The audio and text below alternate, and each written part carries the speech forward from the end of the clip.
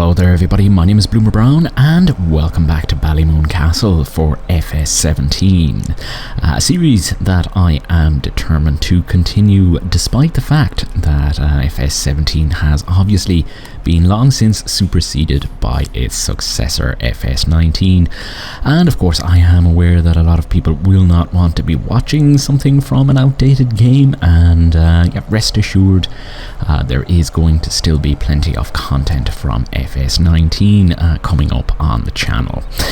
So yes, this morning I am taking the baler down to do a little bit of something different on one of the fields. So obviously it is a case that we are running short of straw bales for the winter.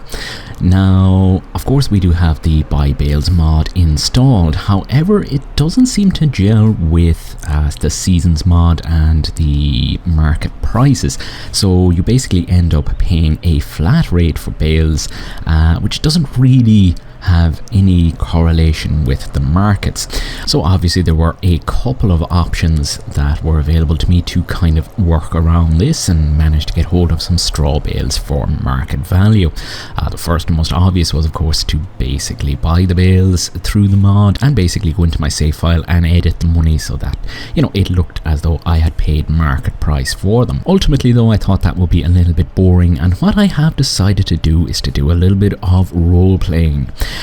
So there is a field just up ahead here where we have done quite a bit of work over the past year, and basically we're going to roleplay that the farmer in question has offered us a contract to harvest the field for him, and he has offered to sell us the bales. Now obviously this is a tricky thing to get to work, but from testing with the Follow Me mod, it is in fact possible to have a baler follow the combine harvester and bale up the straw behind us.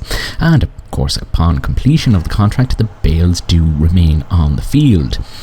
Now of course this does mean that we would be getting bales for free, however I have got that covered too, in that I'm going to actually lease a piece of equipment that I would not otherwise need, and that's basically going to end up taking the money out of my account, and through leasing another piece of equipment through mistake later on, it is a case that I basically end up losing as much money from my account as it would cost me to actually purchase the bales at the current market value. So yeah, it's a little bit gamey, but all in all it is still technically not cheating, and you know, is a kind of a nice solution to the issue of getting the bales, and you know, is not all too unrealistic at the same time.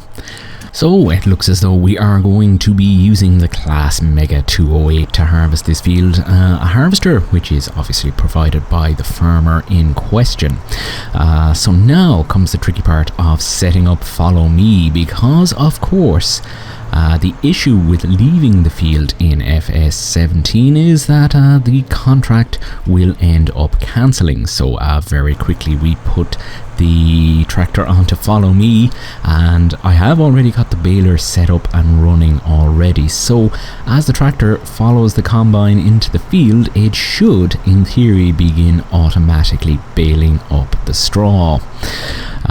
So yeah, it's actually quite a small field, and we should get this taken out in record time, which is of course of paramount concern because there is rain on the horizon. And yeah, while there is no snow mask on this particular map, it would, you know, for roleplay purposes be prudent to get the bales made and transported off the field as soon as is possible. And of course I'm going to start off by doing the usual thing of taking out a couple of headlands, making sure not to make too many sudden turns for the Follow Me tractor, because of course, you know, trailing that baler means that of course he is going to end up missing some of the straw, and you know, I would like to gather as much as is possible, but yeah, ultimately I think we are going to end up losing a tiny amount. And with that, I think that I am going to blaze through this field and come back to you once we have the contract completed and get a look at how many bales we managed to create. And so contract completed, and as per usual, just shy of another full bale in the baler, but yeah, there is no more straw to be collected, and so yeah, we're just going to have to accept that. So let's jump in and take a look at how many bales we managed to create out of that, and yeah, it seems as though we got 30. So a nice round number, and yeah, that is going to serve us very well over the coming winter months.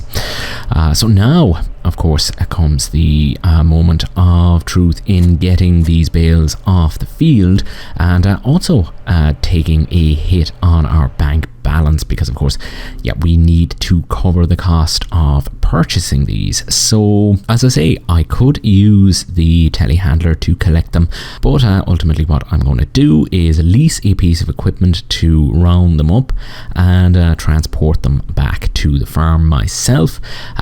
So yeah, we can of course roleplay that perhaps the farmer that we're working for has offered to allow us to transport them using his bale collector wagon or something like that.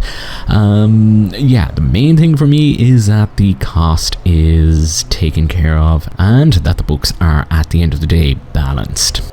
And back at the main yard, the bales have at last been brought up and do seem to have a case of the shivers. So what I think I'm going to do is get them unstacked and put under cover before this rain arrives.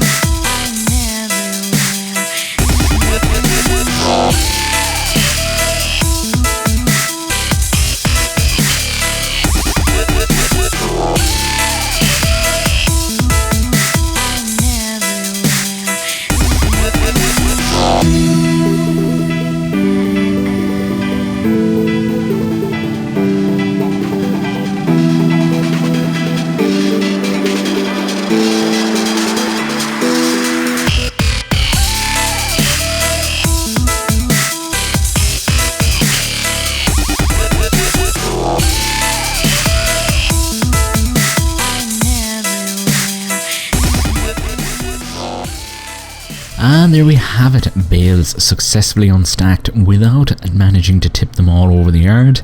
And yeah, they're going to be nice and safe inside this shed for the winter, I think. This time, of course, I have opted to stack them only 3 high, just because that roof doesn't really have a lot of clearance on it. And yeah, bringing the Merlot in there with this particular attachment on it is probably going to end up colliding with the roof and causing all sorts of difficulties. So yeah, just these last couple of bales to put in, and yeah, I think after this what I'm going to do is look to getting some seeding done and also start bringing down the silage bales that we still have to retrieve. And to get the sowing underway, I have of course leased a machine and brought down the Massey from the sheep farm, and of course have enlisted the help of our helper. Just going to double check that he's not going to be refilling on seed or anything, because of course we do have some in stock. You're also going to notice that the bank balance has dropped quite a bit, far more than it would be needed to cover the cost of leasing that particular machine, and that is of course because we have paid off the balance owed on those straw bales. So yeah, gonna grab the Fent and the bale collector that is still leased from yesterday, and we're gonna head out and try to round up some of those bales that are still out on the land and get them in, because of course it is a case that I often neglect to collect bales and end up leaving them out on the land and end up forgetting all about them. So it appears as though our worker is having some trouble with the sewing machine and has decided that he's going to go and crash into this fence. So let me just get him sorted out. I'm going to start up and pull back here a little bit. He's also ended up missing a small portion here. Now the rain is apparently imminent. I'm not sure how far away it actually is, but I would like to get this done and sewed before the rain arrives, if at all possible. It just doesn't seem right to be sewing in wet conditions, even though I don't really think it would actually impact anything that's going to happen in game. So yeah, let's get this guy lined up and have another go at trying to sew this. And incidentally, we are of course opting for winter wheat this time round, and yeah, hopefully that will allow us to have a slightly earlier harvest next year. And yeah, as I say, it is something that I actually haven't really messed around with in Farming Simulator, either in 17 or in 19. So it's going to be interesting to see how these winter crops actually work. Anyway, it does appear as though the worker is going to be okay from here, so I'm going to hop back into the Fent and make my way out and start rounding up some of these silage bales. And of course the situation is that the meadow has been cleared, and all that really remains, I think, is to clear up out around the castle grounds. So I think what I'm going to do is make my way across to the far side and start collecting over there, because that way the trips get shorter and shorter as I make my way around. And yeah, it feels as though you don't have as much to do when you have a slightly shorter distance to drive as you're making your way along. Still no sign of the rain, as I say, but yeah, I don't think it's going to be too long now before it arrives. And yeah, once again, the worker having no end of trouble with this sewing machine. I'm not entirely sure what's going wrong here, and yeah, I'm almost tempted to try and use courseplay to see if that will have any impact on his success rate. Yeah, it's a very strange one. Never really seen something like this happen before. Though it may be something to do with the maneuverability of this and the actual power of the Massey. Yeah, anyway, I'm going to set him going again and jump back to collecting the bales. And yeah, we'll just have to see how we get on with this. So yes, first load of bales successfully down from the castle grounds, and I'm just going to end up tipping them here for now, though it does look like we're going to end up running out of space. So yeah, it looks like I'm going to have to find another spot to start storing these. In the meantime, of course, the worker did end up stopping again, and so what I decided to do was to get him running on courseplay. And yeah, a quick look at the map shows that he does still seem to be moving, for the moment at least. So yeah, we're going to see how that goes as we continue bringing in these bales. The rain still hasn't arrived, thankfully, but yeah, it can only be a matter of time now. And after a couple of hours of work, I did manage to get all of the bales retrieved from the castle grounds. And yeah, 3 stacks of them didn't actually end up fitting in the area that I was storing them in, and so yeah, I'm going to end up just dropping them here. Maybe a case that I'll actually end up selling those ones off once we start to see the price improve a little bit.